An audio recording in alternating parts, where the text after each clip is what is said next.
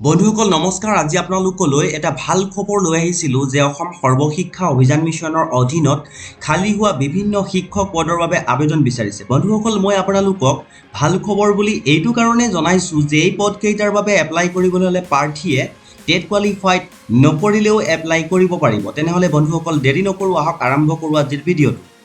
বন্ধুসকল মই অফিচিয়েলি যেটো এডভাৰটাইজমেন্ট প্ৰকাশ পাইছে সেইটো আপোনালোকক দেখুৱাবলৈ যত্ন কৰিছোঁ So full time assistant teacher এই পদটোৰ বাবে এপ্লাই কৰিবলৈ প্ৰাৰ্থী মাষ্টাৰ ডিগ্ৰী হোল্ডাৰ হ'ব লাগিব আৰু লগতে বিএড থাকিব লাগিব বুলি উল্লেখ কৰিছে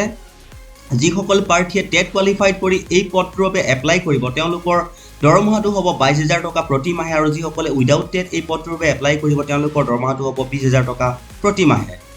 বয়সৰ কথাটো তেওঁলোকে উল্লেখ কৰিছে বয়সৰ ঊৰ্ধ্ব সীমাটো তেওঁলোকে 45 বছৰলৈকে ধাৰ্য কৰিছে তাৰ পিছত দ্বিতীয় পদটোৰ কথা উল্লেখ কৰিছো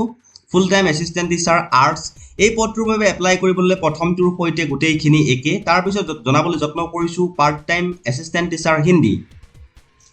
এই পদটোৰ বাবে এপ্লাই কৰিবলৈ প্ৰাৰ্থী মাষ্টাৰ ডিগ্ৰী হোল্ডাৰ হ'ব লাগিব আৰু লগতে বিএড থাকিব লাগিব বুলি উল্লেখ কৰিছে দৰমহাটো প্ৰতি মাহে 18000 টকা বয়সৰ কথাটো আগৰটোৰ সৈতে একে বয়সৰ ঊৰ্ধ্ব সীমা 45 বছৰ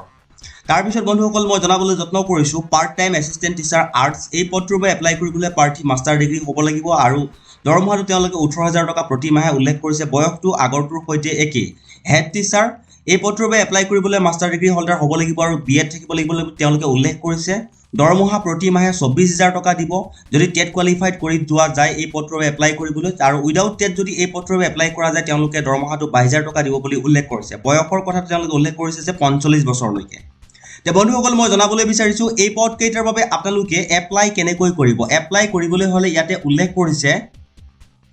যে এখন প্লেন পেপাৰত ক্যান্ডিডেটে তেওঁৰ নিজৰ নামটোৰ সৈতে কোনটো পদৰ বাবে এপ্লাই কৰিছে তাৰ পিছত তেওঁৰ নামটো তাৰ পিছত তেওঁৰ স্থায়ী ঠিকনা তাৰ পিছত যোগাযোগ কৰিবৰ কাৰণে এড্ৰেছটো mobile number date of birth educational qualification working experience যদি আছে আৰু লগতে এক কপি পাসপোৰ্ট সাইজৰ ফটোগ্ৰাফ পেষ্ট কৰি